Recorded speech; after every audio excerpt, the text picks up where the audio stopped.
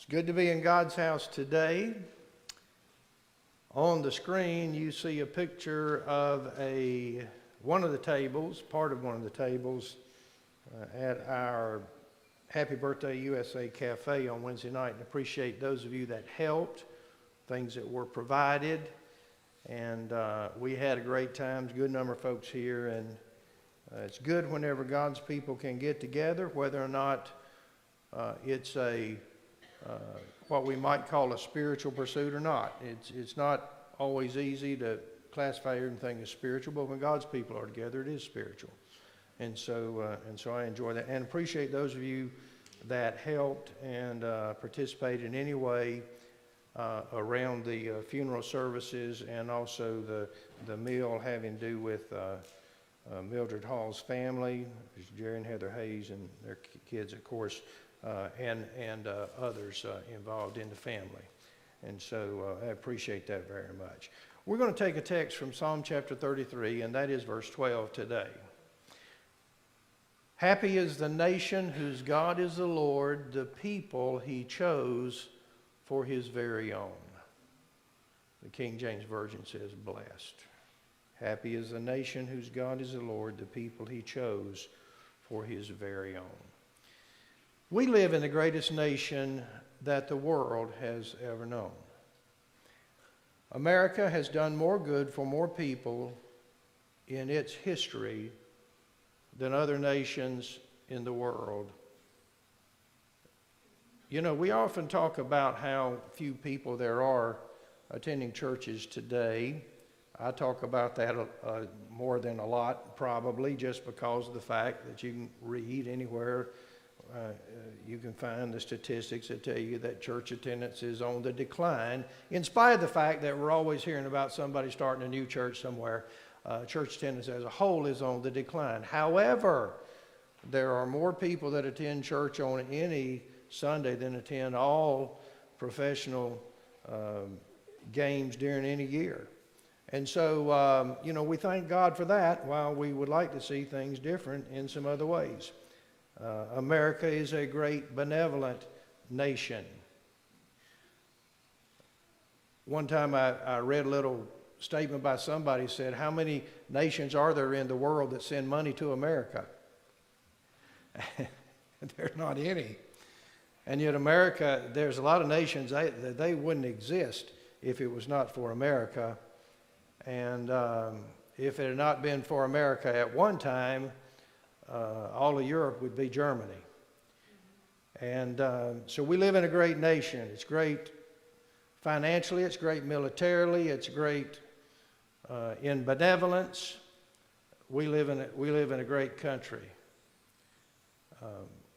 How many of you have heard somebody say, either on the radio or read on Facebook or something, that they're really upset about how much of America China owns? Japan owns more of America than China does. And so does Great Britain. Sometimes we get a different view of things than is the actual reality. Well, we live in a great country, and yet we live in a country with serious problems. Now, every country has got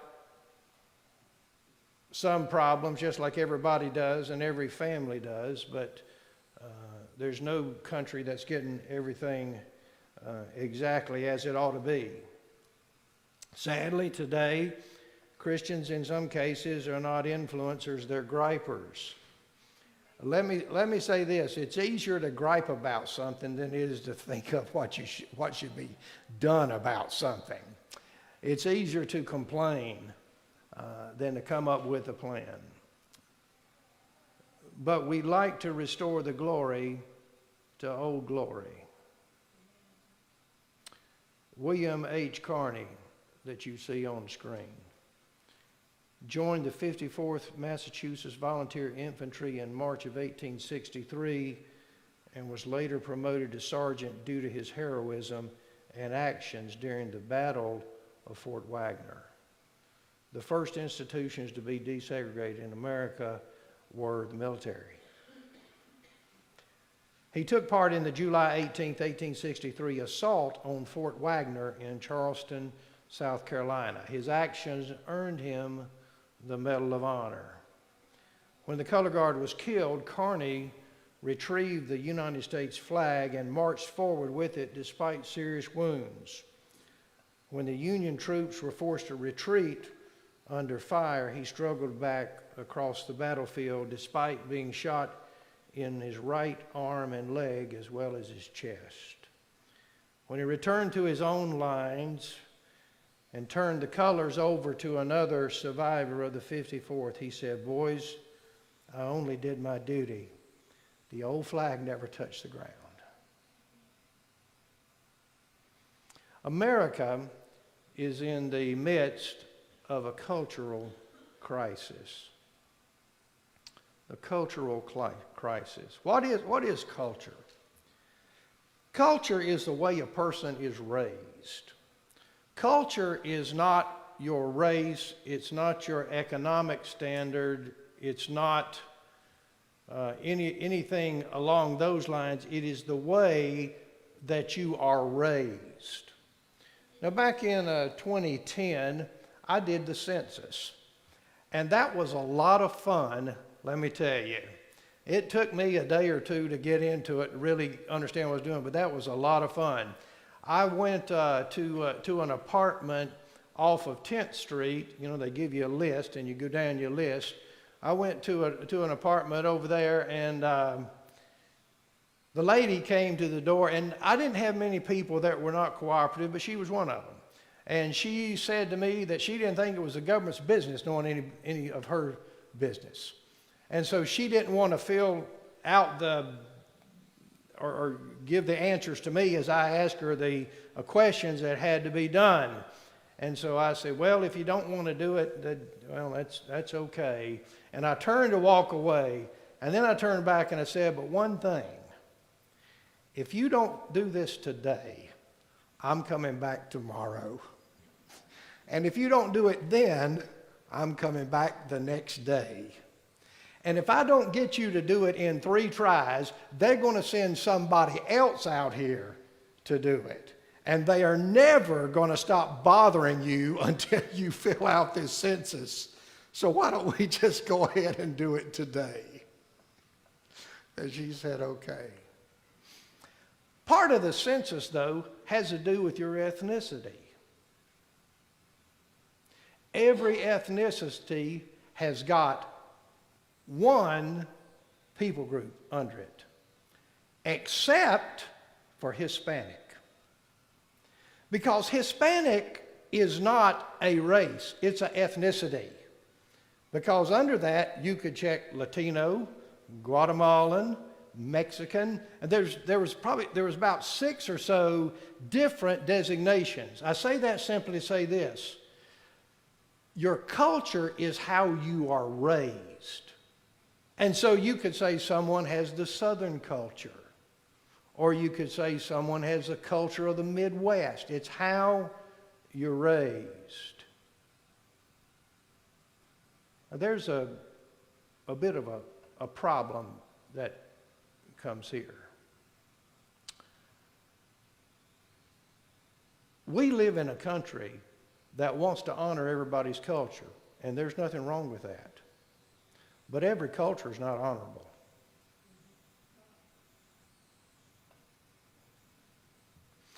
Now, if it is your culture that a woman has to wear a hijab or a headdress, that's fine.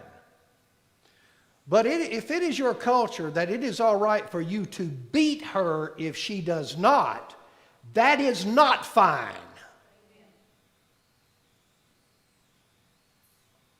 If it is your culture that it is all right to sexually assault someone not of your religion, that is not fine. So, from every group of people, there are some things that might be all right, and there's some things that are not all right. And we have to remember that when we're talking about peoples, when we're talking about families, when we're talking about countries, and when we're talking about cultures. And we are in a cultural crisis in America. The work ethic in America has declined. Ask any employer. The work ethic has, and that's not to say that there's not some good workers in our country.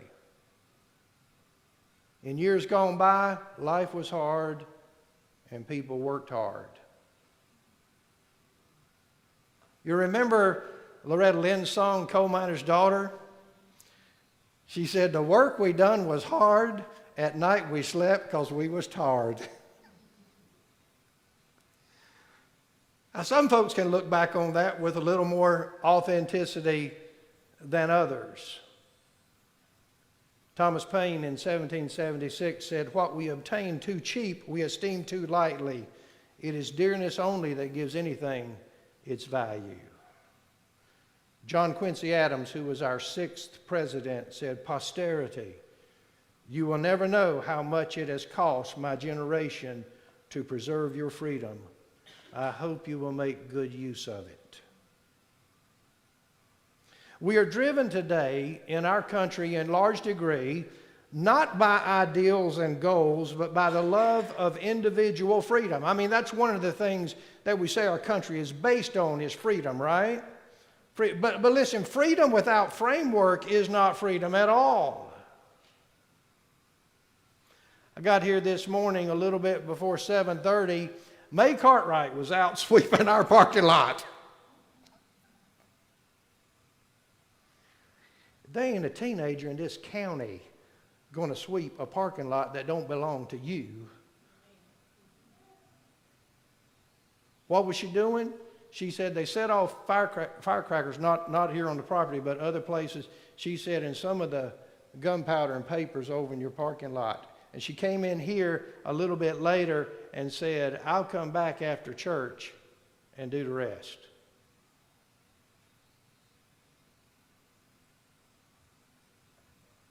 Now, she don't have to do that. She's not getting paid to do that.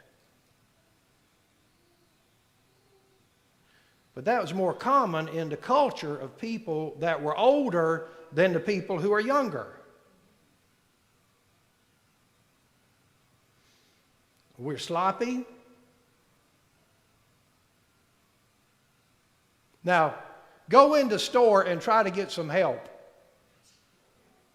They will walk the other way. They'll pretend they didn't see you. They'll say, I don't know where that's at. Now, I did work at Walmart for a little while 100 years ago, and just part-time. I had another job. When I got off there, I went over there and did whatever I was supposed to be doing, checked stuff out, and was on the store, swept, or anything like that I had to do. They let you know that you better be greeting the stranger. They let you know. And if anybody got anywhere close to you, you had to greet them. And there was a protocol that you went through. You couldn't wear just whatever you wanted to wear. Contra now. You had certain things you had to wear. I remember when we had to go on Saturdays sometimes early in the morning for a store meeting, and I had to go even though I was part-time. So I went over there, and the manager was explaining something that was going to be done there in the store, and he could tell that folks were kind of taking it lightly or whatever. And he said, I want you to understand that this comes from Sam Walton himself. Do you know what that man has done?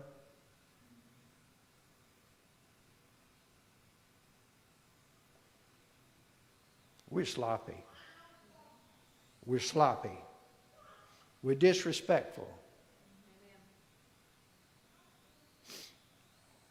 When I was a child, and two adults were talking and a little child walked up, parents would go like this and finish their conversation. Now, without exception, they turn to the child and go like this to the adult.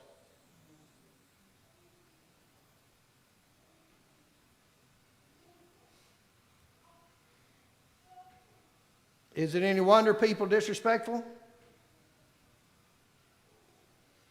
We're argumentative. The thing about being argumentative is I'm good at it.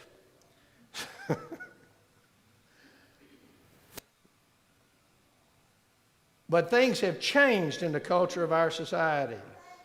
In days gone by, a person would take a job starting at 8 o'clock, and when the boss got there, they'd be waiting in the parking lot.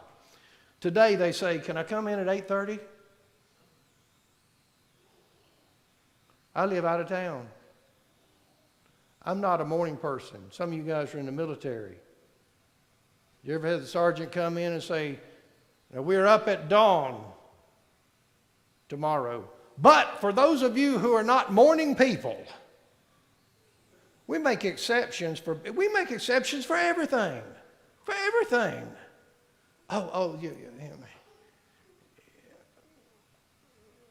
Can you make his special? You know, this ain't Burger King, honey. This is the real world.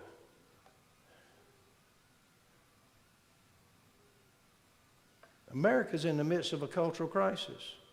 How are you raised? America's confused on priorities. We're confused on morality.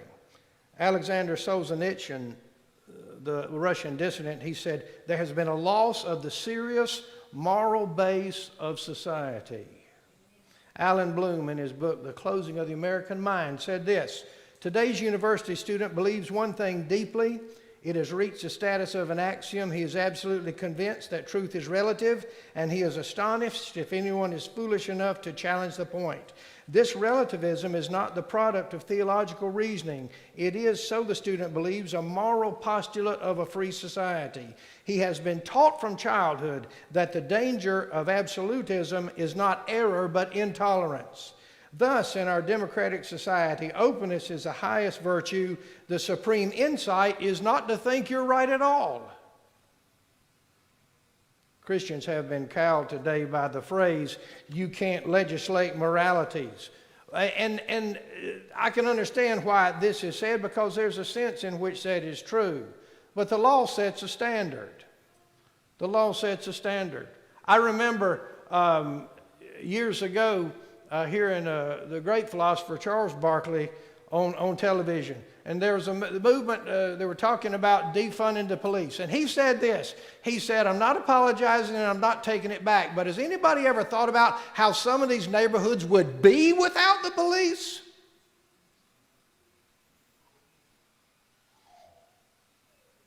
The law sets a standard.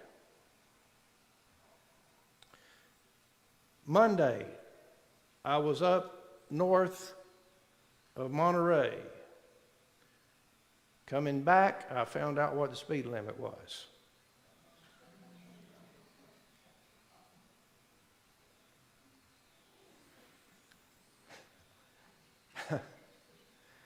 Do you know how fast folks would drive if there wasn't a speed limit? Say, "Well, people don't keep that speed limit. It's 30. Everybody here goes at least 35, maybe 40. Everybody does." Do you know how fast they'd go if there wasn't one? If somebody didn't get pulled once in a while? If you didn't pass the cop car, you know, Debbie will say, "We're going down Holiday Road," and you know where that graveyard is, all them nice trees and everything, that real nice place, and there's always a cop sitting back up in there. And she said, "You better slow down, there's a cop up here." That cop ain't leaving them trees. Man, it's 95 degrees out here. He ain't coming out of that shade to catch me. It's not worth that much. The law sets a standard, and it tells you what the goal is. When we read the Ten Commandments, that's what the goal is. Okay?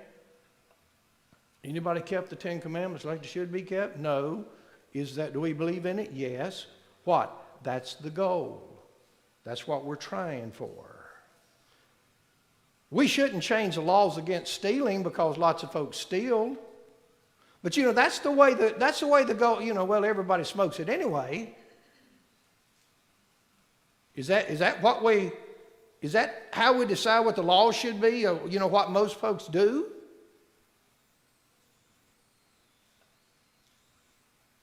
Cardinal John O'Connor said, "Public officials, perhaps more than most people, are fond of saying that they have no right to impose their moral beliefs on others. That's equivalent to saying their obligation is to make value-free judgments.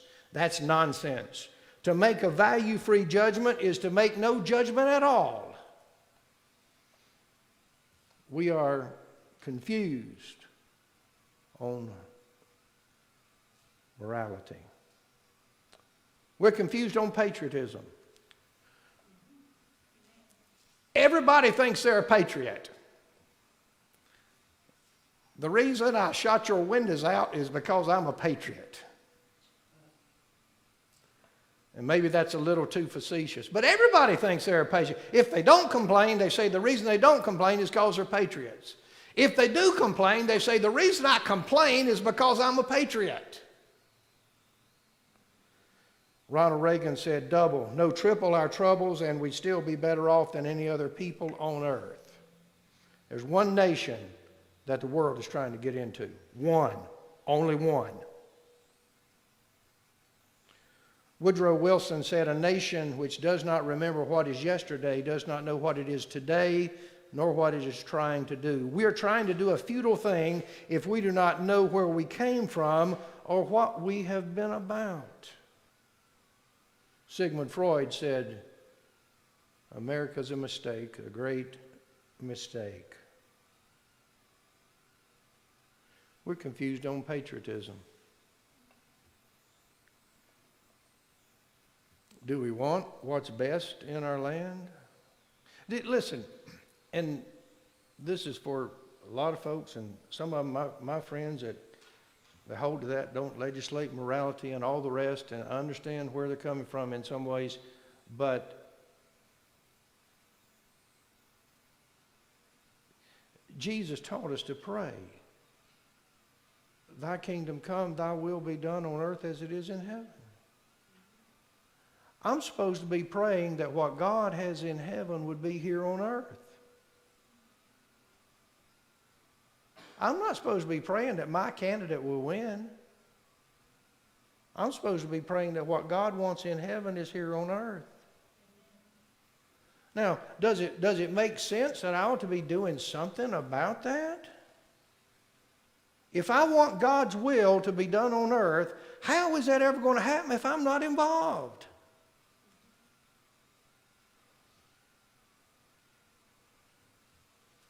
I mentioned the cultural crisis. We're confused on culture. A country is defined by borders, language, and culture. In the past, America was a country that benefited by the blending of cultures. Now, I don't know where you've been. Some of you people have been abroad. Some of you have been maybe to Canada or Mexico or maybe to Hawaii or somewhere like that, but you've not been far abroad. Some of you have lived in areas that were very culturally diverse. We lived in South Florida. It's very culturally diverse there. We lived in Missouri. It's not so culturally diverse there. I knew a guy when I lived in North Carolina had only been out of the county twice. He was a problem. If you only know one way of looking at things, then you have a poverty of ideas.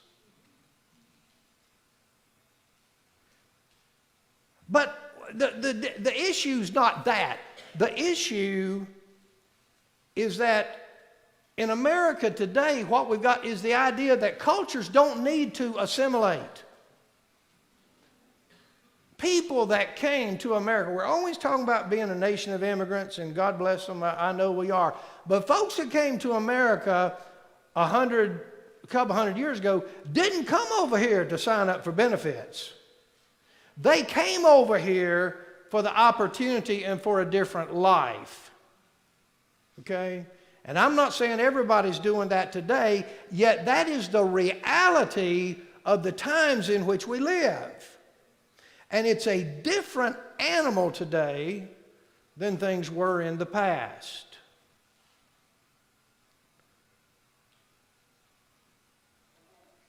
But we all have to make adjustments. And there's a lot of folks who want the blessings of America without the things that come along with that. The responsibilities of being a citizen. You know, Paul could have gone all day without writing, pay your taxes. Paul could have gone all day and not said, honor the authorities. How do you feel about honoring an authority that you don't think's honorable? And yet Paul said, do it. And that's in the Bible just like John 3:16 is in the Bible. We're confused on terrorism. Every time somebody throws a rock into Holy Land, somebody writes a book on it. Now, maybe there's not been any more conflict going on in the past than there is today. There have been some difficult times over there, and sometimes they were not quite so bad. The Twin Towers were still smoldering, and some people were saying, we need to understand our enemies. Well, we need to understand that they are our enemies first. Amen. We're told to be sensitive when encountering terrorism. We're confused on what it is.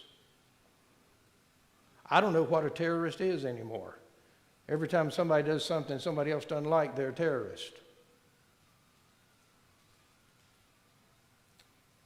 We're emotionally confused.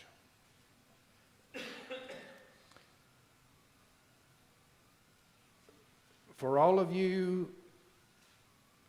or any of you that may fall into this category, please put your fingers in your ears. I know folks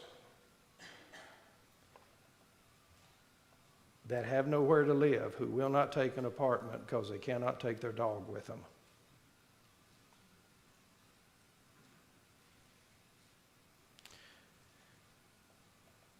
I have seen people drive up to the churches that I've pastored to ask for something, which is not wrong, I'm not saying anything, with dogs in the car.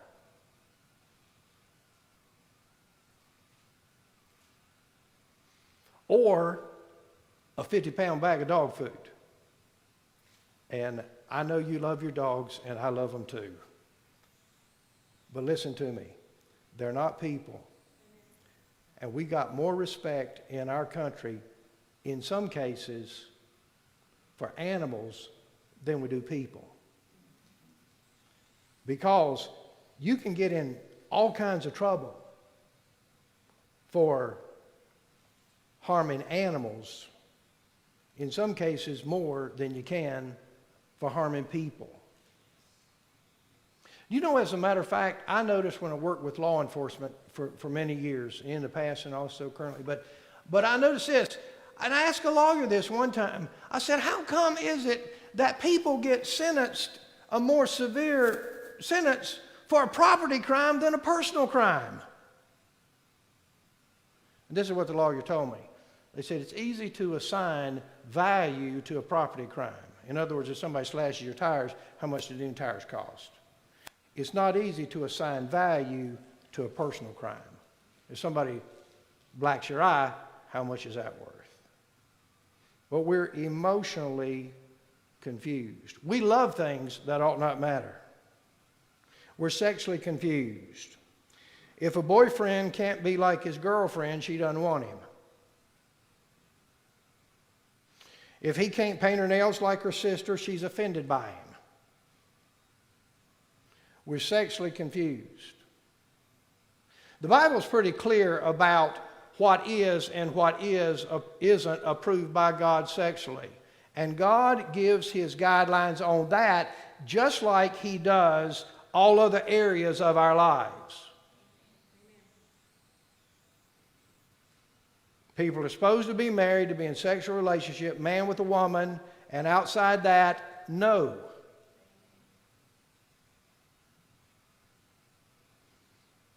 Society is being recreated in a pagan image.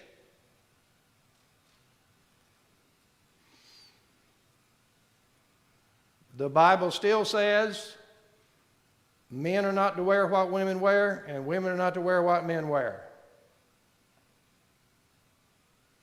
And what people do is they'll say things like, if you say something like that, they'll say things like, well, what about the Bible says you shouldn't eat shellfish either?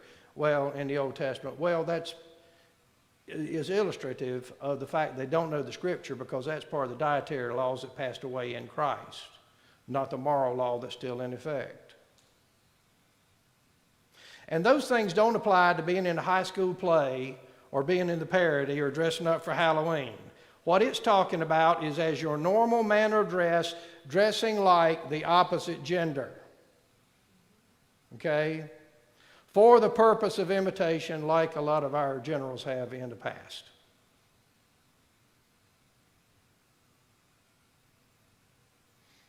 And by the way, it doesn't all have to do with appearance. Because if you go on appearance, they dress more alike in the Bible times than they do now, because everybody wore robes. Well, what it's talking about is things that are specifically feminine, supposed to be worn by women, and things that are specifically masculine are supposed to be worn by men. Because there's supposed to be a difference. And that's a divine order.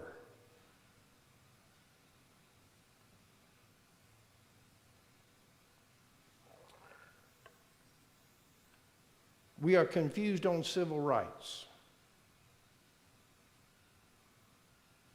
Now, let me say this.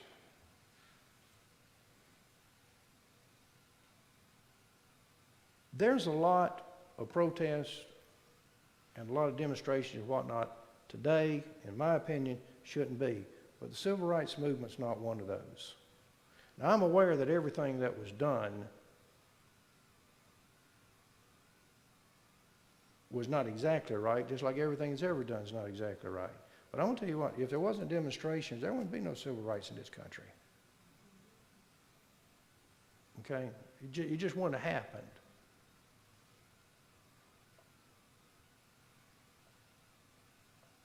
But a lot of times what it calls civil rights today are not real tragedies.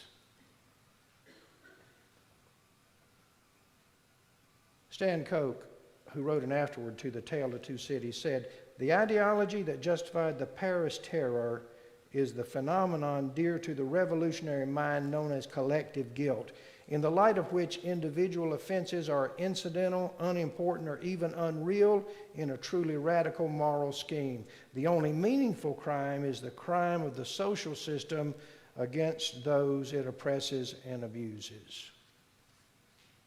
We live in a confused country today. It's a great country, but it's a confused country. We're confused on education. When I was in the 10th grade, my science teacher, Ms. Allen, had two of us give book reports. One was on the theory of evolution, and one was on the Bible story of creation. And I did the one on the Bible story of creation. I was in 10th grade, and that was all we did on that point. I don't think they'd even allow that today. I think that'd probably be disallowed. Or you'd have to check with so many people up the ladder that you probably never could get it passed. Well, let me say this. Science is science and faith is faith. You can't go to heaven without faith. And you can't believe the Bible without faith. But there's some things that your faith is not going to answer except for the fact that you've got faith. There's a lot of scriptures, the one we read a while ago, there's a lot of scriptures that I have to say, I don't know exactly how this works out, but I accept it by faith. Okay? And there's a lot of things like that today. By the way, one thing about science is you got to remember science is science at the time. There are things that they believed that were true in my childhood that today they know are not true. They know they're not true. And what's going to happen is 20 years from now or 50 years from now or as we go along, they're going to find out that some of the things we put a lot of stock in were not actually the truth. The most scientifically advanced nation in the world was Germany before Hitler and the Holocaust. And they gave us the death camps. We are confused on religion. Do you think that America, leaving God, pleases the Almighty? Let me say this. I don't care who your candidate is. I don't care who your party is. I only care what he thinks. And that's the only thing that's ultimately important. And so I'm going to stand by what he believes and not what your platform believes. Religious expression is a part of the fabric of America. You know what? I talked just a few minutes while ago about the towers falling and the other tragedies that we've seen. Have you noticed that people say, everybody pray? Pray to who? That's like Jonah being on the ship that's tossed in the waves, and they say, everybody pray to your God, whoever that happens to be. I heard a person on television some time ago say, all religions are good and fine. All religions are not good and fine. There's only one religion that will take you to heaven when you die. Only one. Jesus said, I'm the way, the truth, and the life. No man comes to the Father but by me. All religions are not good and fine.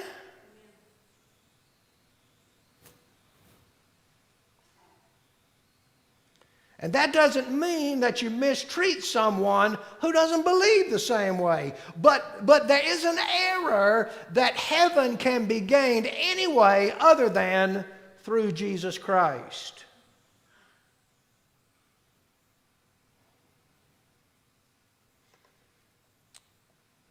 Our nation's been devastated by abortion and related things. A woman beat a 5-year-old child to death. It was her 8th child. She was given 5 years probation and no jail time. You read stories like that, you can access them every single day. Pete Singer, who's a Princeton bioethicist, said, very often it is not wrong to kill a child once it has left the womb. Simply killing an infant is never equivalent to killing a person.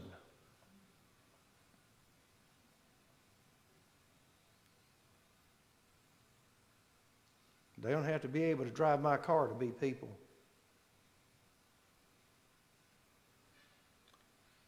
How we treat lives says a lot about us. Barbara Boxer said, a baby isn't a baby until you've taken it home from the hospital. Can you believe things that are said?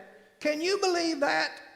We have a Supreme Court justice that was asked to define a woman, and she said, well, I'm not a scientist or a biologist. Well, I'm not either, but I'm pretty good at that. Can you believe we get what we deserve? Abortion involves 2 human lives. Modern medicine treats the unborn as a patient. George Will tells a story of a boy who had 9 surgeries on his brain before he was born. The legal profession treats the unborn as a person. A woman named Victoria said, in this society we save whales, we save timber wolves and bald eagles and Coke bottles, and everybody wanted me to throw away my baby.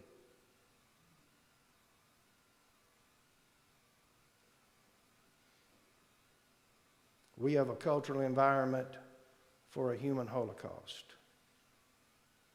The first direct order for euthanasia came from Hitler in 1939. It was this: all state institutions were required to report patients ill for 5 years or more and unable to work. Those who decided who should die were generally physicians who never met the patients. Dr. Leo Alexander of the Chief American Council at the Nuremberg trial said, "Whatever proportion these crimes finally assumed, it became evident to all who investigated them that they had started from small beginnings. The beginnings at first were merely a subtle shift in emphasis and the basic attitudes of physicians." There is no such thing as a death with dignity. You've been around many people when they died or as they were dying. There's no death with dignity.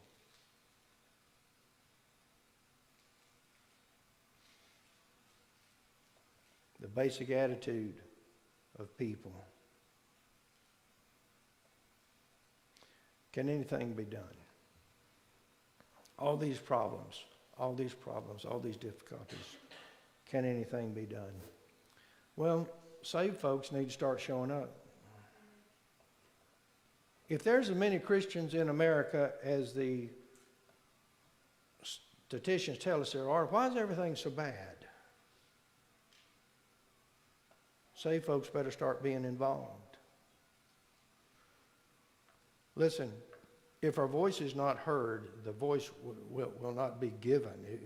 It can't be heard if it's not given, rather. Saved folks better recognize who the Lord is. You're going to serve God, or you're going to serve Caesar. But you're going to serve somebody. If there ever was a killing without mercy and a death without dignity, it was on Golgotha. And yet from that killing, from that death, what mercy and enhancement of human dignity. Let's bow our heads and pray.